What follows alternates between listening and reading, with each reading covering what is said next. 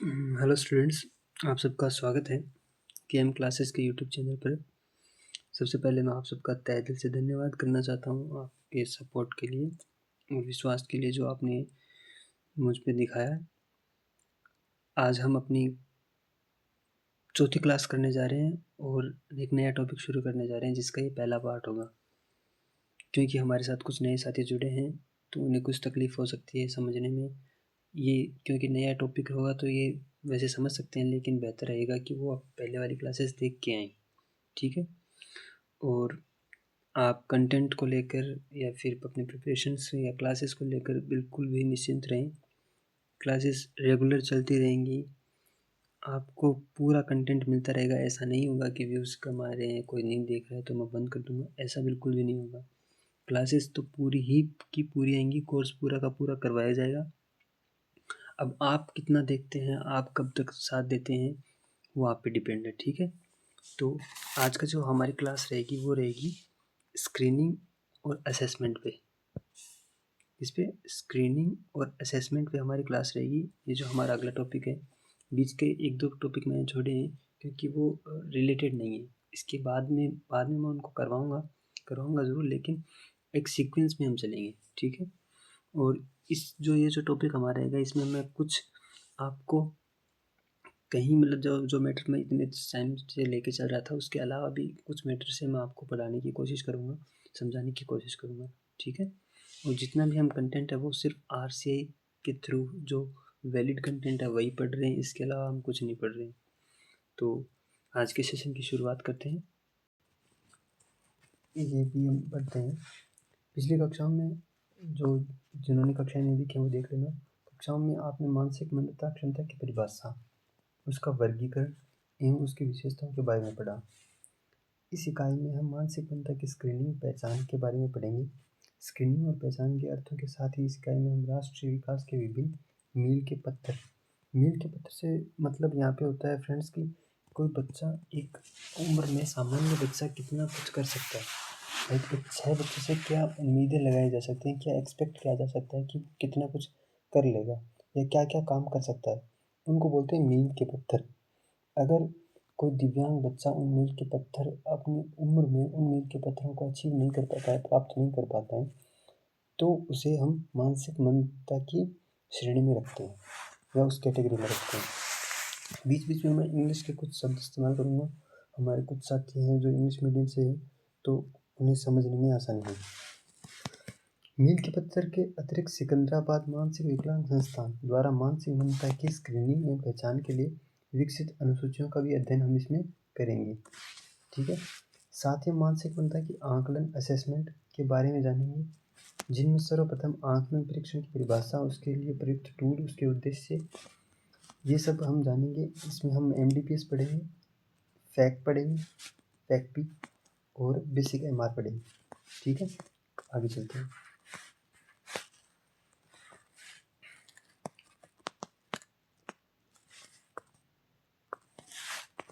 मानसिक मंदता बौद्धिक अक्षमता अनेक कारणों से हो सकती है।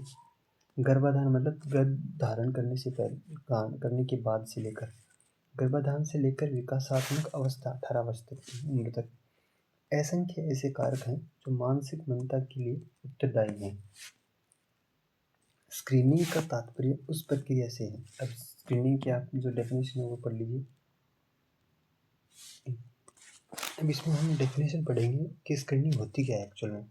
कुछ लोग स्क्रीनिंग को असेसमेंट समझ लेते हैं जो कि बिल्कुल गलत है जी। अब देखिए, उसका स्क्रीनिंग का तात्पर्य है जिसके अंतर्गत किसी व्यक्ति बालक में मानसिक मंदता बौद्धिक अक्षमता की संभावना दिखती है और तब उसके निदान हेतु आगे के परीक्षण किए जाते हैं।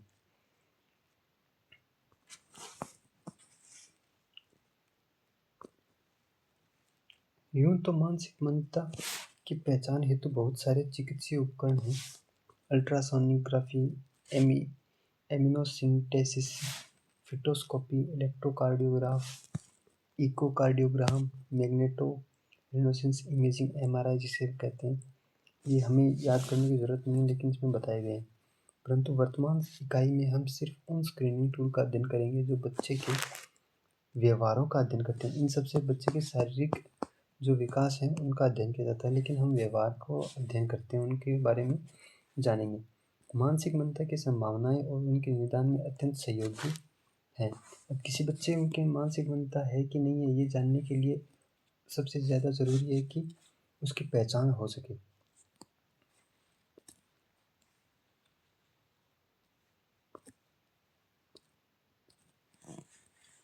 पहचान आइडेंटिफिकेशन स्क्रीनिंग का परिणाम है। भारत में मानसिक मंदता की पहचान के लिए राष्ट्रीय मानसिक विकलांग संस्थान सिकंदराबाद, यहाँ पे हमारा एक टॉपिक क्लियर है। एक जो क्वेश्चन है वो बहुत ही महत्वपूर्ण, जो मानसिक मंदता है, मानसिक विकलांगता है, उससे रिलेटेड बहुत ही महत्वपूर्ण जो क्वेश्चन है, 2-3 वो क्लियर हो गए। एक तो NIMH की फुल फॉर्म नेशनल इंस्टीट्यूट, आप लिख लेना, मैं यहाँ पे पूरी नहीं लिख पाऊंगा। नेशनल इंस्टीट्यूट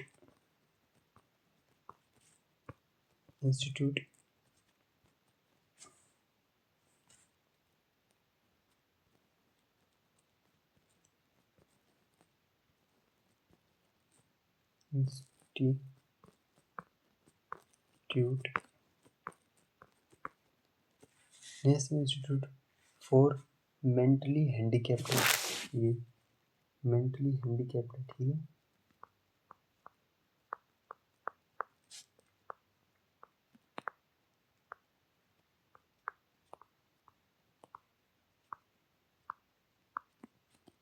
ये ज़्यादा टाइम हमारा इसमें फुल फॉर्म में लगेगा। एक बार मैं आपको फुल फॉर्म, बहुत सारी 400-500 फुल फॉर्म है ना, एक साथ ही करवा दूंगा। यहाँ पे तो आप बस याद कर लीजिएगा, एक बार देख लीजिए। और है कहाँ स्थित, कहाँ पे है, ये सिकंदराबाद में स्थित है, ठीक है। सिकंदराबाद ने कई जांच सूचियां बनाई हैं जिसके आधार पर मानसिक मंदता का आगे परीक्षण उसकी गंभीरता निर्धारित करने के लिए किया जा सकता है। जन्म के बाद से पूरी विकासात्मक अवधि के दौरान एक बालक एक निश्चित समय पर कुछ क्रियाएं आरंभ कर देता है। जैसे बच्चे का जन्म होता है तो वो जब तक उसकी विकासात्मक प्रक्रिया, तो वैसे तो जीवन पर्यंत चलती रहती है, लेकिन जो शुरुआत की उसकी विकासात्मक अवधि होती है वो अपनी क्रियाएं करना शुरू कर देता है।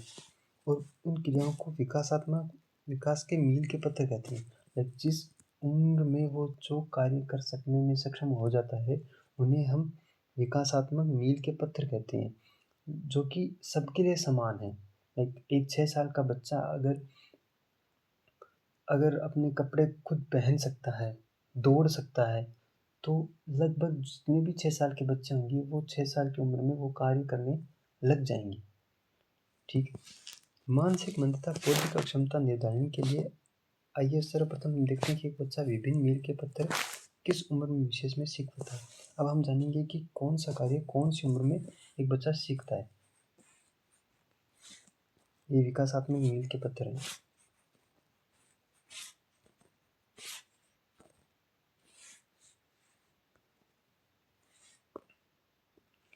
ये हम जल्दी जल्दी कर लेंगे क्योंकि ये एक तो याद करने वाली चीज़ है और इतना कुछ समझना इसमें कुछ है नहीं, तो फिर आगे जितना जल्दी हम रिपीट करेंगे कोर्स को उतना ही अच्छा है। किसी को देख के मुस्कुराता है कब है, 4 महीने का होता है तब। सिर सीधा कब रखता है, 4 महीने की उम्र आने तक करने लग जाता है। मुंह में वस्तुएं डालना शुरू कर देता है 4 महीने तक। फिर पेट के बल करवट ले करता है 6 महीने तक। चीज़ें पकड़ने के लिए पूरी हथेली का इस्तेमाल करता है 7 महीने की उम्र में। अम्मा, अन्ना, दादा बोलता है 7 महीने की एज में। बिना सहारे के बैठ जाता है 8 महीने की एज में। नाम बोलने पर समझता है 10 माह की एज में। घुटने के बल सीखता है 10 माह की एज में। ये ऐसे बताए गए हैं कि इस उम्र तक ये सब कार्य ये ऊपर नीचे होते रहते हैं, 1-2 महीना ऊपर नीचे होते रहते हैं, और अलग अलग बच्चे के लिए थोड़े बहुत अलग अलग होते हैं। लेकिन ऐसा नहीं होगा कि जो कार्य एक 10 महीने की उम्र में करना चाहिए था वो 5 साल की उम्र में भी वो नहीं कर पा रहा है, या 2 साल की उम्र में भी नहीं कर पा रहा है, तो फिर वो मानसिक मंदता की कैटेगरी में आ जाता है। इसी तरह हम आगे पढ़ेंगे। किसी घुटनों के बल चलना सीख लेता है 10 माह की उम्र में। किसी वस्तु को पकड़ कर खड़ा हो सकता है, अंगूठे को तर्जनी से वस्तु से पकड़ सकता है। तो ये जो जितने भी जैसे सोच की आवश्यकताएं बताने लग जाता है कि उसे सोच की आवश्यकता है अभी, वो 2 साल की उम्र में वो खुद से बताने लग जाएगा कि उसे सोच की ज़रूरत है कि नहीं है। नाम लेने पर शरीर के अंगों के नाम बार बार बताता है। जैसे हम नाम लेंगे तो वो टच कर पाएगा कि ये हाथ है, ये गला है, ये सर है, ये आँख है, ये नाक है। छोटे छोटे वाक्य बोलता है, जैसे प्यास लगी है, खाना खाना है। इस तरह से दो दो शब्दों के वाक्य बोलना शुरू कर देता है वो 30 माह की उम्र में, मतलब 2.5 वर्ष में। 3 साल का जब तक होता है वो कपड़ों के बटन खोलने शुरू कर देता है, मतलब जैसे अगर आप उसको कहोगे तो वो बटन खोल लेगा। सीधे साधे प्रश्नों के अर्थपूर्ण मौखिक उत्तर देता है, हाँ या ना में जवाब देने लग जाता है। हम चलें क्या तो वो मना कर सकता है, नहीं जाऊँगा, नहीं खाऊँगा, इस तरह से कर सकता है। लड़का है या लड़की है ये पहचानने लग जाता है जब 3 साल का होता है तब। छोटे बड़े में अंतर करने लग जाता है। छोटे बड़े के अंतर से मैं आपको बताना चाहूँगा कि जब हम अपना कोर्स करते हैं तो हमारी जो क्लासेस लगती हैं बच्चों मानसिक मंदों को बच्चों बनाने, तो उनमें बताया जाता है कि कौन सी चीज़ बड़ी है, ये बॉल बड़ी है, ये बॉल छोटी है, ये मेज़ बड़ी है, ये मेज़ छोटी है। इस तरह से छोटे बड़े की पहचान करना हम सिखाते हैं, क्योंकि वो बच्चे 5 से 10 साल की उम्र तक भी छोटे बड़े की पहचान नहीं कर पाते हैं, जिसकी वजह से उन्हें हम मानसिक मंद कहते हैं।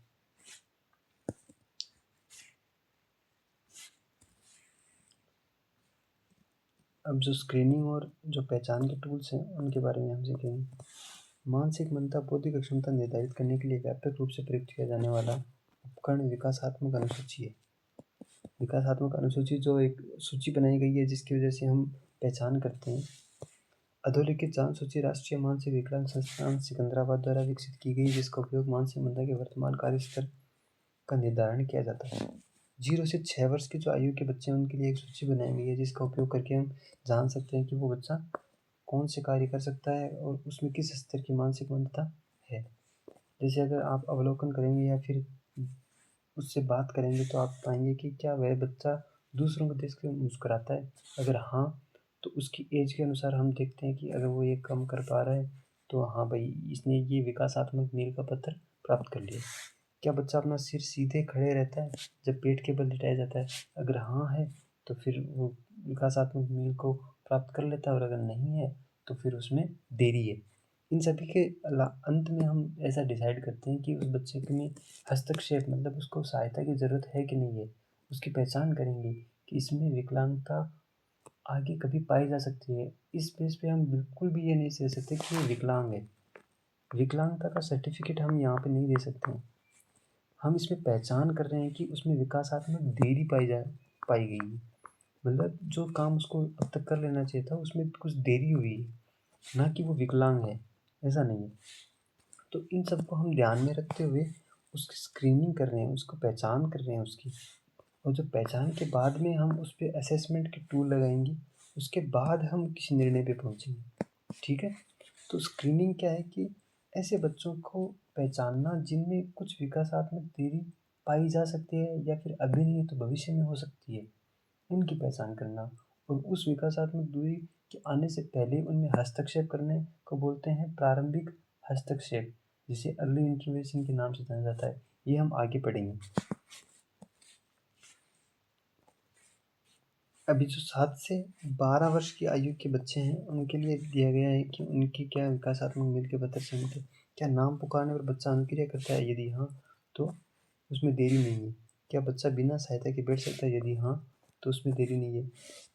इस तरह से आप ये सब जो है ना, ये आप जो पीडीएफ मैंने आपको भेजी है वो निकाल लेना और उससे याद कर लेना।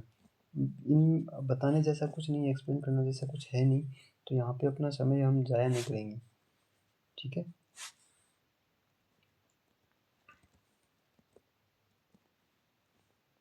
अब ये वही चीज़ें हैं वापस से जो मैंने आपको पहले बताई है कि कौन सी उम्र में कौन सा का नाम आवाज़ लेकर बुलाए जाने पर प्रतिक्रिया दिखाता है 1 से 3 माह। सामान्य आयु का बच्चा कर लेता है, लेकिन जो मानसिक मंद या होता है जिसमें देरी होती है वो चौथे महीने तक भी नहीं कर पाता है। फिर किसी को देख के मुस्कुराना, सामान्य बच्चा 1 से 4 महीने में ये कार्य करना शुरू कर देता है, लेकिन देरी वाला बच्चा छठे महीने तक भी ये नहीं करता है, वो देख के मुस्कुराता नहीं है। धीरे धीरे सिर को संभालना, अब ये 2 से 6 महीने के बच्चे का करना, मतलब जो विकासात्मक जो मील का पत्थर है वो 2 से 6 महीने तक के बच्चे के लिए है ये। लेकिन ये जो देरी वाला जो बच्चा होगा जिसमें विकासात्मक देरी पाई जाएगी वो छठे महीने में भी ये कार्य नहीं कर पाएगा। इस तरह से आप इनको पढ़ना एक बार। ठीक है? इनमें समझाने जैसा जितना समझा सकता था मैंने समझा दिया है। आप ये मत सोचिए कि मैं आगे बढ़ रहा हूँ जल्दी-जल्दी। मैं आपके लिए आगे बढ़ रहा हूँ ताकि आप जितना ज़्यादा हो सके इस कंटेंट को कवर कर सकें और रिवाइज़ कर सकें बाद में। ठीक है? तो ये आपको थोड़ी मेहनत तो आपको खुद से करनी पड़ेगी।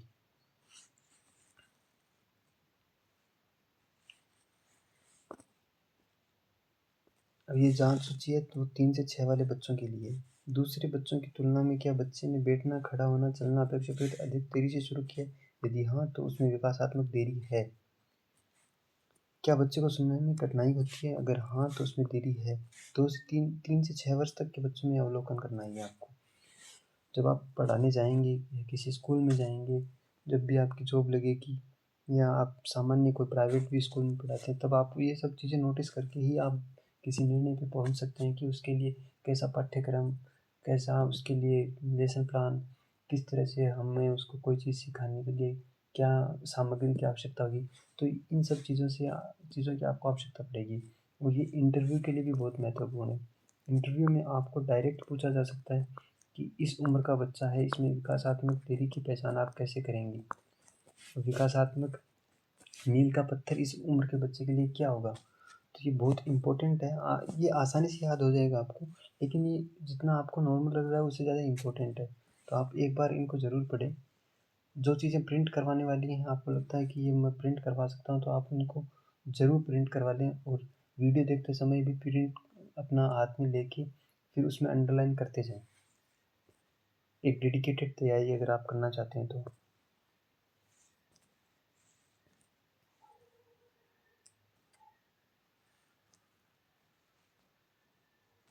अब हम पढ़ेंगे परीक्षण के उद्देश्य और उसके प्रकार। ठीक है? परीक्षण का मतलब है असेसमेंट। साधारण शब्दों में परीक्षण का तात्पर्य किसी व्यक्ति के बारे में विभिन्न माध्यमों से सूचनाएं एकत्रित करके उनका विश्लेषण करना। वेलेस एवं लॉरेंसन 1982 के अनुसार परीक्षण एक प्रक्रिया है। ये कोई एक जैसे कोई ऐसा नहीं है कि कोई काम है, ये एक पूरी लंबी प्रक्रिया है। कभी कभी ये लंबी भी होती है, कभी कभी ये शॉर्ट भी हो जाती है, जिसमें किसी व्यक्ति के संबंधित सूचनाएं एकत्रित कर उन्हें संग्रहित कर उनका विश्लेषण करना शामिल है ताकि उसके लिए निर्देशात्मक एवं प्रशासनिक निर्णय लिया जा सके। अब असेसमेंट क्या है? असेसमेंट में हम क्या करेंगे कि किसी एक बच्चे के रिलेटेड उसकी जो सूचनाएं कौन सी, जैसे कि वो बोलता कैसा है, किसी कार्य को कितनी तेजी से करता है, ठीक है, या फिर उसका व्यवहार का अवलोकन करेंगे।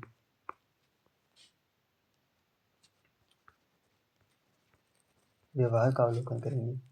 दूसरों के सामने सामाजिकता कितनी पाई गई है उसमें। ठीक है, ये मैंने आपको कुछ बताए हैं, लेकिन असेसमेंट सिर्फ ये नहीं है। जैसे आपको असेसमेंट करना है किसी बच्चे के गणित के लिए, ठीक है, कि आपको वो जानकारी चाहिए कि आप उसको कैसे पढ़ाएंगे। उसके लिए आपको जानकारी चाहिए कि आपको ये सबसे जानना इम्पोर्टेंट रहता है कि इसको कितना आता है। ठीक है, तो आप उसके बारे में उसको पूछेंगे कि गिनती आती है आपको? ठीक है, आती है तो कहाँ तक आती है? बोलनी आती है या लिखनी आती है? ठीक है, कहाँ तक लिखनी आती है, कहाँ तक बोलनी आती है? इस प्रकार आपको एक आइडिया लग जाएगा कि ये बच्चा बोलने में कमज़ोर है, लिखने में कमज़ोर है, इसकी समझ क्या है। तो आप क्या कर रहे हैं, आप उससे कुछ जानकारी इकट्ठा कर रहे हैं, सूचनाएं एकत्रित कर रहे हैं और उन सब सूचनाओं को संग्रहित कर उनका विश्लेषण कर रहे हैं कि इस बच्चे में किस तरह की कमी पाई जाती है। ताकि अब उसका उद्देश्य क्या है? उसका उद्देश्य ये है कि ताकि आप उसके जो कमियां हैं उसके अनुसार अपना जो शैक्षणिक कार्य है वो कर सकें, उसका जो उपाय है वो कर सकें, उसको किस प्रकार के लेसन प्लान की, किस प्रकार की कक्षाओं की ज़रूरत है, वो आप उसे प्रोवाइड करा सकते हैं। इसलिए आपका असेसमेंट बहुत इंपॉर्टेंट हो जाता है। ठीक है, आई होप आप समझ गए होंगे। अगर आपको किसी चीज़ में कुछ कमी या कुछ समझ में नहीं आता है तो आप मुझे कमेंट में बताएं, मैं फिर से आपको समझाने का प्रयत्न करूँगा। ठीक है। उपरोक्त परिभाषा का विश्लेषण करने से परीक्षण के संबंधित निम्न तथ्य सामने आते हैं। अब ये जो परिभाषा दी गई है कि परीक्षण का मतलब एक प्रक्रिया है जिसमें हम किसी व्यक्ति से संबंधित सूचनाएं एकत्रित करते हैं, उन्हें संग्रहित करते हैं, फिर उनका विश्लेषण करते हैं ताकि हम उनके शैक्षिक और उसे निर्देश दे डायरेक्शंस दे सकें उसके प्रति कोई भी निर्णय लेने में कि मुझे इसके लिए क्या कार्य करना है। ठीक है, आगे चलते हैं।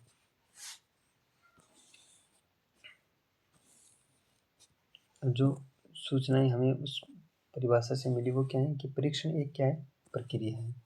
परीक्षण किसी प्रक्रिया में किसी व्यक्ति के बारे में सूचनाएं एकत्रित करके उन्हें संग्रहित करना और उनका विश्लेषण करना शामिल होता है।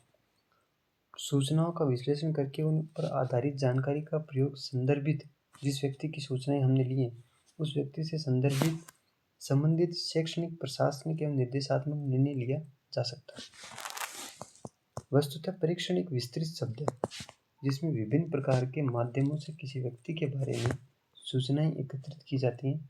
अब जो सूचनाएं एकत्रित करने का जो माध्यम है वो कई प्रकार का होता है। जैसे आप कौन से माध्यम हो सकते हैं, प्रत्यक्ष जांच या परोक्ष जांच, मतलब आप या तो उससे डायरेक्ट उसका कोई टेस्ट ऑर्गेनाइज करवा सकते हैं या फिर आप उसका अवलोकन कर सकते हैं कि वो जब बोलता है तो किस तरह बोलता है या खेलते वक्त किस तरह का व्यवहार दर्शाता है, या फिर कोई जिस भी क्षेत्र में आपने उसका असेसमेंट करना है वो उस क्षेत्र में भाग लेते वक्त किस तरह की प्रतिक्रिया दर्शाता है। इसका अवलोकन करके आप उसके बारे में सूचना एकत्रित कर सकते हैं।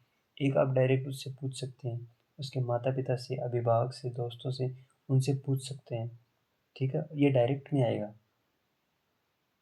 डायरेक्ट आप उनसे पूछ सकते हैं और उससे किसी प्रोजेक्ट या फिर उसे कोई ऐसा कार्य दे सकते हैं जिसका अवलोकन करने पर, जिसका परीक्षण करने पे आपको ऐसी जानकारी पता चल जाएगी जिससे आप उसका असेसमेंट की प्रक्रिया कर पाएँ। जो मानसिक मंदता है उसमें परीक्षण का क्या उद्देश्य रहता है, ये आपका 4 नंबर में भी सवाल आ सकता है। मानसिक मंदता की प्रारंभिक जांच एवं पहचान के लिए। मानसिक मंदता विकलांगता जब शुरू होती है, किसी बच्चे में मानसिक मंदता की या विकलांगता के लक्षण देखे जाते हैं तो सबसे ज़रूरी उसकी होती है प्रारंभिक पहचान। अगर हमने देरी कर दी पहचानने में तो विकलांगता एक विकराल रूप ले लेगी और बच्चा उस विकलांगता के अनुसार खुद को समायोजित कर लेगा। जो समायोजन वो खुद करेगा ना, उसका वो हमारे लिए बाधा बनेगी जब हम उसके लिए सहायता प्रदान करेंगे। जब हम उसको कुछ सहायता करने की कोशिश करेंगे तो जो समायोजन उसने किया था वो हमारे आड़े आएगा।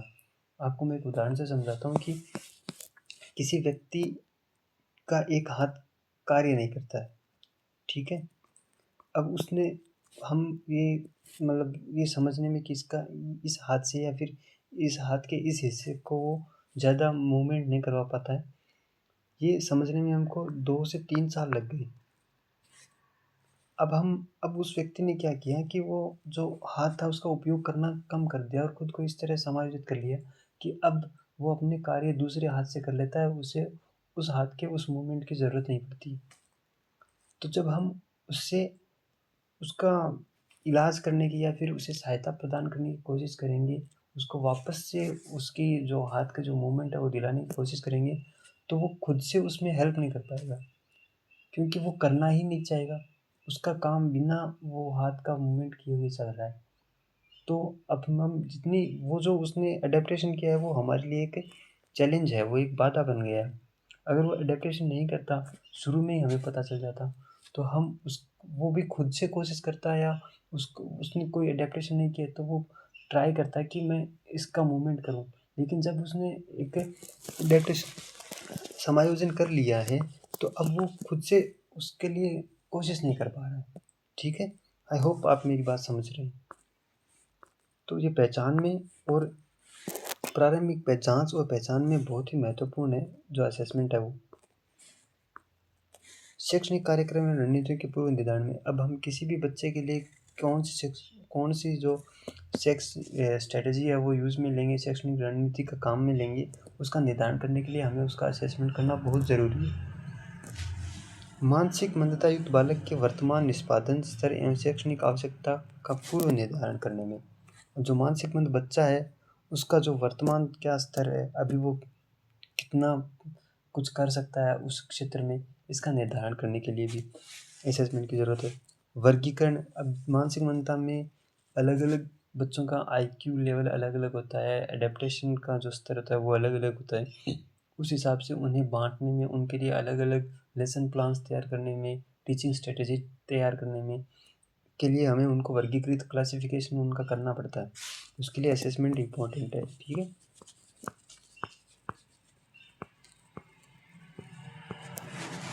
व्यक्तिगत शैक्षणिक कार्यक्रम आईपी, जिसको हम बोलते हैं इंडिविजुअलाइज्ड एजुकेशन प्रोग्राम, आईपी, ये स्पेशल एजुकेशन में एक बहुत ही महत्वपूर्ण कॉन्सेप्ट है आईपी। और इससे बहुत से क्वेश्चन बन सकते हैं, और इसका मोस्ट इम्पोर्टेंट क्वेश्चन बन सकता है 4 नंबर में। आपको कोई भी एक बच्चा देके उसके लिए आईपी तैयार करने के लिए कहा जा सकता है।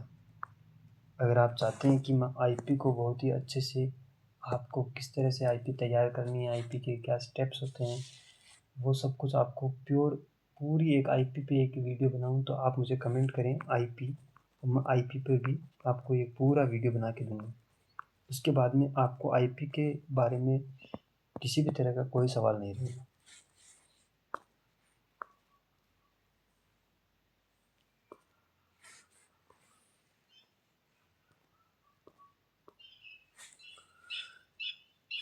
व्यक्तिगत शैक्षिक कार्यक्रम के विकास के लिए, आईपी के डेवलपमेंट करने के लिए, उसका नियोजन, उसको लागू करने के लिए, व्यक्तिगत शैक्षणिक कार्यक्रम की प्रभाविता का सर्वाधिक मूल्यांकन करने के लिए आपने कोई आईपी बनाई, आपने कोई आईपी का इम्प्लीमेंट किया, उसके बाद में वो किस स्तर तक आप उसका मूल्यांकन करेंगे, उसका कितना प्रभाव पड़ा, वो करने के लिए भी असेसमेंट बहुत ज़रूरी है।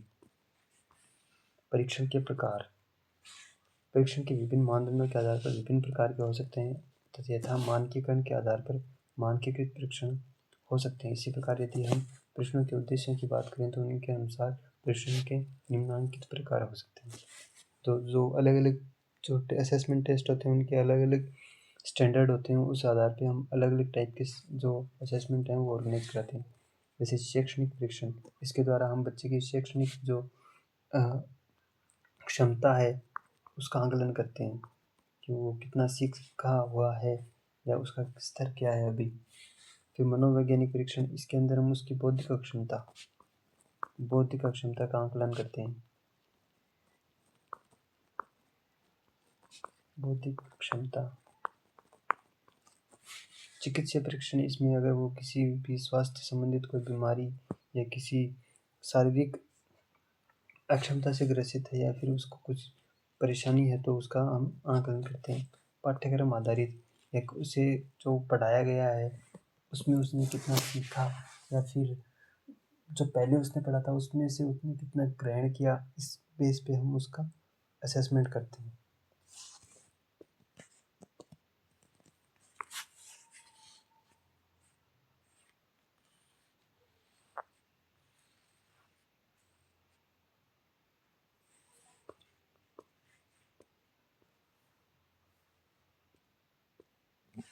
विभिन्न प्रकार की एक्टिविटीज़ में उसने कितना पार्टिसिपेंट किया, कितना कुछ वो कर पाता है, उसका असेसमेंट कार्यात्मक परीक्षण कराता है।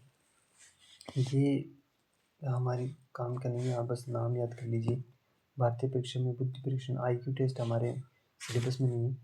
विनय कीमत परीक्षण, block design test, Alexander pass envelope test, immediate memory test, picture construction test. अगर आपको याद रहता है तो अच्छी बात है, वरना कोई ऐसी कोई परेशानी या दिक्कत की बात नहीं है। भारतीय परिप्रेक्ष्य में VSMS, Vineland social maturity skill test, ABS adaptive behaviour skill test. ये जो पार्ट है मोस्ट इम्पोर्टेंट पार्ट है पूरे स्पेशल एजुकेशन IDD के लिए, मोस्टली IDD के लिए।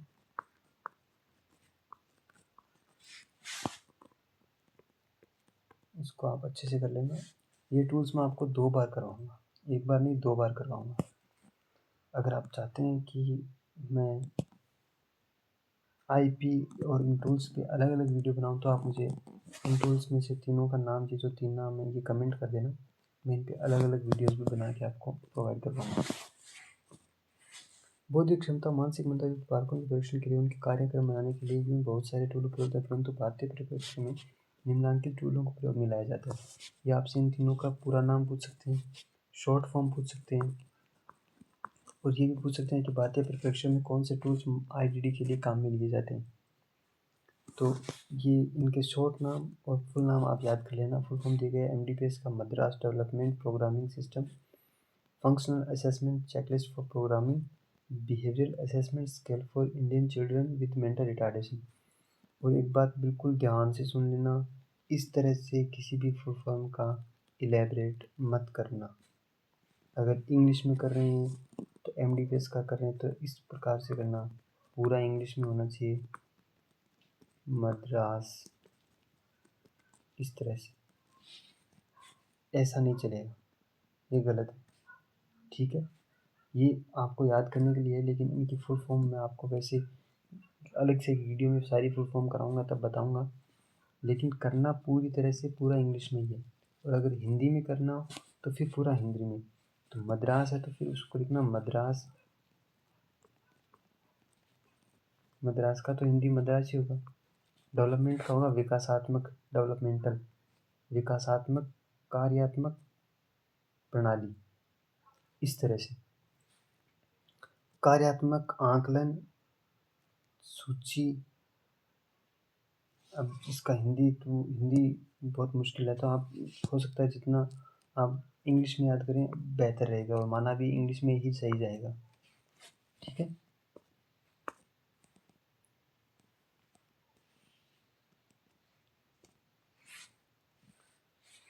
आज की वीडियो को हम यहीं समाप्त करते हैं। ये जो टूल्स हैं ये तीनों एक साथ ही करेंगे हम, और कल किसी और क्लास में कल मैं आपको एक टूल करवाऊँगा। और इसके लिए मैंने कुछ सोचा है कि ये टूल आपको मैं यहाँ से बाद में करवाऊँगा। इससे पहले मैं आपको एक और, मेरे पास एक और बुक है जो NIMH ने बनाई है, national institute of mentally handicapped Secunderabad है। उन्होंने एक पुस्तिका अपनी प्रकाशित की है हिंदी की, उसमें जो दिया गया है वो हम पढ़ेंगे। इसके बाद में हम यहाँ से भी पढ़ेंगे, लेकिन पहले हम उसमें पढ़ेंगे, ठीक है। तो अगर आपको सेशंस अच्छे लग रहे हैं तो लाइक कर दीजिए, कमेंट कर दीजिए, कुछ समझ में नहीं आ रहा है तो उसका भी कमेंट कीजिए, शेयर कीजिए, जितना हो सकता है आप शेयर कीजिए, ताकि मुझे भी वीडियो बनाने के लिए मोटिवेशन मिलता रहे। आप सभी का जुड़ने के लिए बहुत बहुत धन्यवाद।